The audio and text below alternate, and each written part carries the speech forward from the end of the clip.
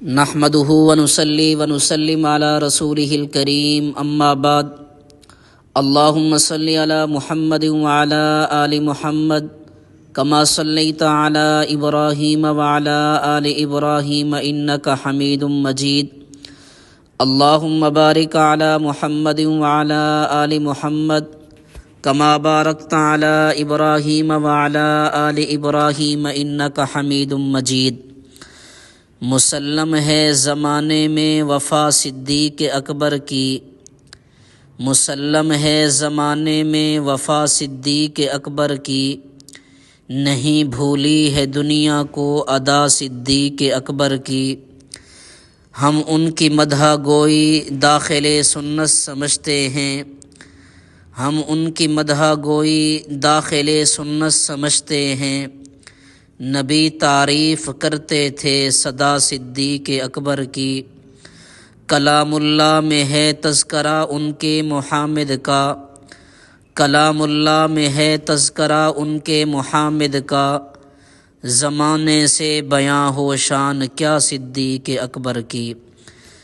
انتہائی واجب الاحترام لائق صد تکریم و تعظیم دوستوں، بزرگوں اور بھائیوں، قرآن مجید کی کچھ آیتیں وہ ہیں جن میں بالعموم صحابہ کرام رضوان اللہ علیہم اجمعین یا مہاجرین و انصار کی مدح کی گئی ہے۔ ان آیات کے عموم میں حضرت صدیق رضی اللہ عنہ کا داخل ہونا یقینی ہے، اور کچھ آیتیں وہ ہیں جن میں خلفائے راشدین کی خلافت کا بیان اور ان کے فضائل کا تذکرہ ہے۔ ان آیات کے بھی مصداق حضرت صدیق رضی اللہ عنہ ہیں، اور کچھ آیتیں وہ ہیں جن میں خصوصیت کے ساتھ حضرت صدیق رضی اللہ عنہ کے فضائل کا بیان ہے۔ تو آج کی اس نشست میں اسی تیسری قسم کی چند آیتوں پہ گفتگو کریں گے۔ دعا ہے کہ اللہ رب العزت ہمارا یہ سننا سنانا اپنی بارگاہ عالیہ میں قبول و منظور فرمائے۔ حضرت ابوبکر صدیق رضی اللہ تعالی عنہ کو اللہ تعالی نے اپنے نبی کی تصدیق کے لیے پیدا کیا تھا، اور آپ نے اس تصدیق کا حق ادا کر دیا۔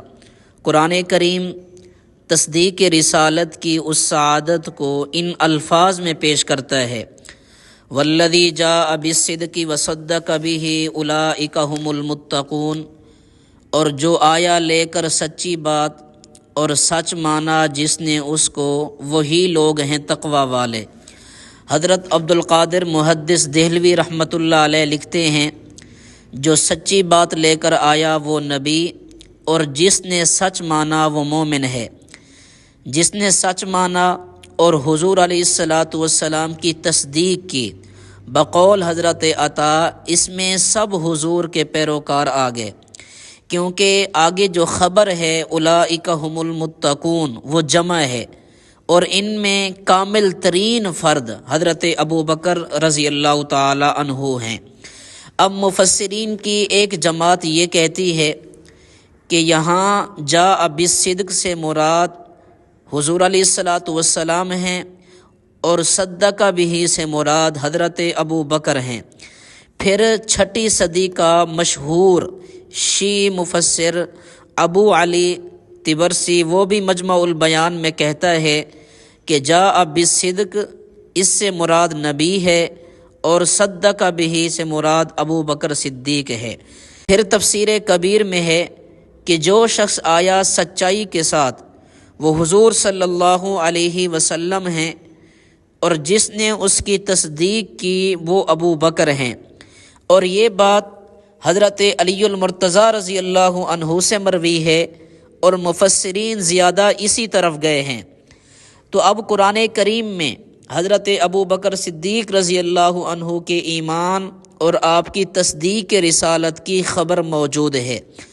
خدا کو منظور ہوا کہ اب اس تصدیق کے ساتھ آپ کا عمل بھی نکھارے، چنانچہ ارشاد خداوندی ہے، فَأَمَّا مَنْ أَعْطَى وَاتَّقَى وَصَدَّقَ بِالْحُسْنَى فَسَنُيَسِّرُهُ لِلْيُسْرَى، تو جس نے مال دیا اور اللہ سے ڈرا اور اچھی بات کی تصدیق کی، ہم اس کے لیے راحت تک پہنچنا آسان کر دیں گے۔ یہ کس کی خبر دی جا رہی ہے؟ حضرت ابو بکر کی۔ آپ کا مال دینا صرف رضا الہی کے لیے تھا، کسی احسان کا بدلہ چکانے کے لیے نہ تھا، خالص رضا الہی کی تمنا تھی جس کے لیے یہ عمل نکھر رہا تھا۔ تو فرمایا وَمَا لِأَحَدٍ عِندَهُ مِن نِعْمَةٍ تُجْزَىٰ إِلَّا ابْتِغَاءَ وَجْهِ رَبِّهِ الْأَعْلَىٰ وَلَسَوْفَ يَرْضَىٰ، اور نہیں ہے اس پر کسی کا احسان جس کا بدلہ دیا جا رہا ہو مگر یہی ہے کہ وہ اپنے رب اعلیٰ کی رضا پالے اور وہ آگے راضی ہو جائے۔ یہ آیات کس کی مدح اور تعریف کر رہی ہیں؟ وہ ہستی کون ہے جو صرف رضا مولا کی طلب اور دیدار الہی کی تمنا میں گھر بار لٹا رہا تھا؟ شیخ الاسلام علامہ شبیر احمد عثمانی رحمۃ اللہ علیہ لکھتے ہیں، اگرچہ مضمون آیات کا عام ہے لیکن روایات کثیرہ اس پر شاہد ہیں کہ ان آخری آیات کا نزول سیدنا حضرت ابو بکر صدیق رضی اللہ عنہ کی شان میں ہوا۔ یہ بہت بڑی دلیل ان کی فضیلت و برتری کی ہے۔ سبحان اللہ، کیسے نصیب اس بندے کے جس کے اتقا ہونے کی تصدیق آسمان سے ہو اور یہاں تک وَلَسَوْفَ يَرْضَىٰ کی بشارت بھی موجود ہے۔ شیخ مفسر علی طبرسی لکھتا ہے کہ یہ آیت حضرت ابو بکر کے بارے میں اتری، اور امام راضی رحمۃ اللہ علیہ تفسیر کبیر میں لکھتے ہیں ہمارے مفسرین کا اس پر اجماع ہے کہ اتقا سے مراد یہاں حضرت ابو بکر صدیق رضی اللہ عنہ ہیں۔ آپ کے اس عمل انفاق فی سبیل اللہ میں افضلیت کس طرح لپٹی ہوئی ہے، اس کے لیے قرآن کریم کی یہ شہادت بھی لیجئے، لا يستوی منکم من انفق من قبل الفتح وقاتل اولئک اعظم درجة من الذین انفقوا من بعد وقاتلوا وکلا وعد اللہ الحسنى، برابر نہیں تم میں جس نے خرچ کیا فتح مکہ سے پہلے اور لڑائی کی، ان لوگوں کا درجہ بڑا ہے ان سے جنہوں نے فتح مکہ کے بعد خرچ کرنے اور جہاد کرنے میں حصہ لیا۔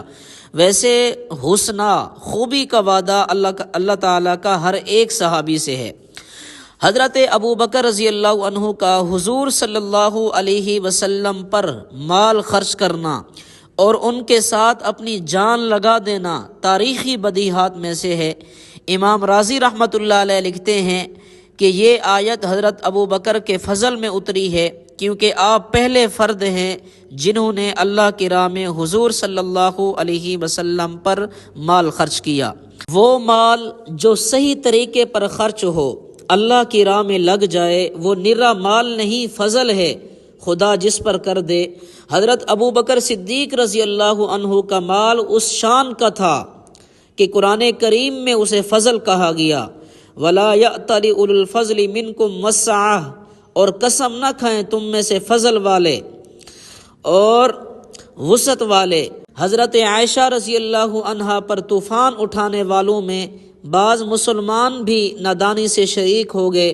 ان میں سے ایک حضرت مستح تھے جو ایک مفلس مہاجر ہونے کے علاوہ حضرت ابو بکر کے بھانجے یا خالہ زاد بھائی ہوتے ہیں۔ قصہ عفق سے پہلے حضرت صدیق اکبر ان کی امداد اور خبر گیری کیا کرتے۔ جب قصہ ختم ہوا اور حضرت عائشہ رضی اللہ عنہا کی برات آسمان سے نازل ہو چکی تو حضرت ابو بکر رضی اللہ عنہ نے قسم کھا لی کہ آئندہ مستح کی امداد نہ کروں گا۔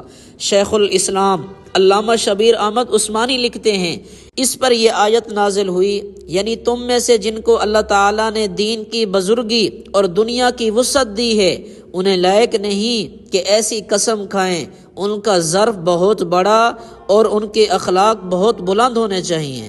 اس آیت کے آخری الفاظ یہ ہیں، الا تحبون ان یغفر اللہ لکم، کیا تم پسند نہیں کرتے کہ اللہ تعالیٰ تمہیں معاف کر دے؟ حدیث میں ہے کہ حضرت ابو بکر صدیق نے فوراً کہا، بلا، بے شک اے پروردگار ہم ضرور چاہتے ہیں۔ حضرت ابو بکر صدیق نے قسم کا کفارہ دیا، امداد دگنی کر دی۔ آپ اپنے اس عمل سے وہ شان پا گئے جسے قرآن کریم ان الفاظ میں پیش کرتا ہے، آپ اولو الفضل میں ذکر کیے گئے، آپ کا مال فضل ٹھہرا، اور پھر اللہ تعالیٰ نے آپ پر مغفرت اور رحمت کی چادر بھی ڈال دی۔ سبحان اللہ، یہ وہ خوش نصیب صحابہ کرام ہیں، یہ وہ خوش نصیب لوگ ہیں جن کے ایمان کی گواہی اللہ نے قرآن میں دی، جن کی تصدیق رسالت کی گواہی رب کا قرآن دے رہا ہے، اور ان کے نیک اعمال اور اس شان کے ان کے اخلاص، اس کی گواہی بھی رب کا قرآن دے رہا ہے۔ اللہ کریم سے دعا ہے، اللہ کریم مجھے اور آپ کو نبی کے اصحاب سے سچی محبت عقیدت نصیب فرمائے، اور ان کی سیرت بیان کرنے کی، اپنانے کی توفیق و ہمت عطا فرمائے۔ وآخر دعوانا ان الحمد للہ رب العالمین۔